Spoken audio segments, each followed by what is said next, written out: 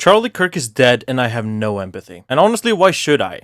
This is a man who has spent his entire career fighting against the rights of others, fighting against women's rights, calling for gay people to be stoned to death, and harassing the trans community. Charlie Kirk was a hateful little grifter who used his platform to spread hate and argue for the rights of the people who got him killed. Lunatics with guns. I feel no empathy for this man. That does not necessarily mean that I want him dead, though, because I think there's a difference between wishing death on someone and not having empathy for them. I would even go as far as to say that I think the world is a better place with him not in it. But that does not mean that I, nor anyone else who identify with left-wing politics, wanted to see him dead. Because the second we start wanting each other dead, the second we start shooting people who disagree with us, that's when we lose. That's when we stop debating and start killing each other. And that is not going to solve anything.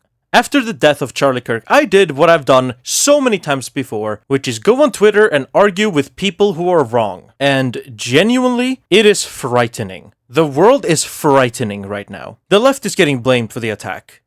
Donald Trump, the absolute grifter and pedophile that he is blaming the left with no evidence, with no suspects, and with no weapon. Because that is what he wants. He wants to start a war so that he can either wipe out his opposition or have an excuse to stay in power. And that is dangerous. I've also seen so many people advocating that we should feel empathy, that we should be better than our opposition. But it's tiring. Charlie Kirk is a perfect example of a genuinely evil human being. A genuinely fucked up person who spent his life fighting against people like me, like the people I care about. I am a gay person.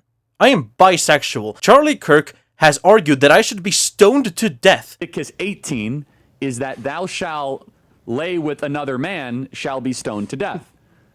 Just saying.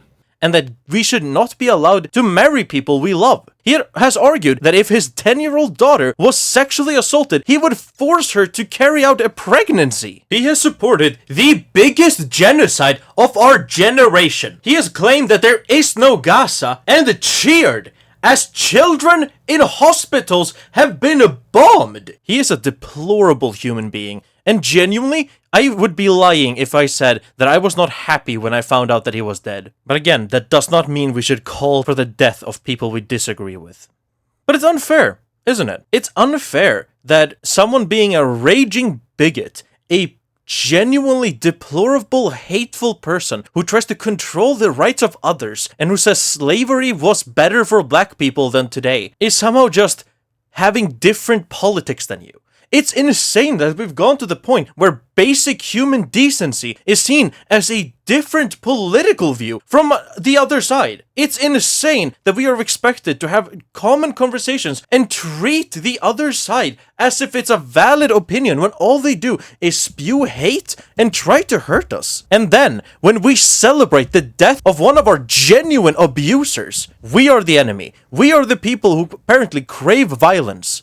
It's unfair. And it's genuinely fucked up. Right now, I am genuinely terrified that this death is going to cause a civil war. Because Donald Trump wants a civil war. Fox News, who are already throwing the blame at the left-wing party, wants a civil war.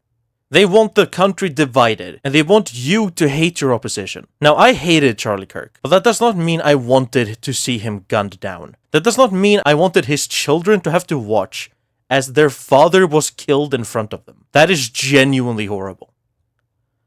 I make this video partly to get my own thoughts on the situation out into the world. I make this video partly to appeal to people who feel similarly as to me. But mainly I make this video because I am terrified that we are headed in a very, very, very dark direction. I want people to see that this is a concern that me and so many others have. Charlie Kirk did not get assassinated by the left. Charlie Kirk died because he paid the price that he himself said he was willing for others to pay.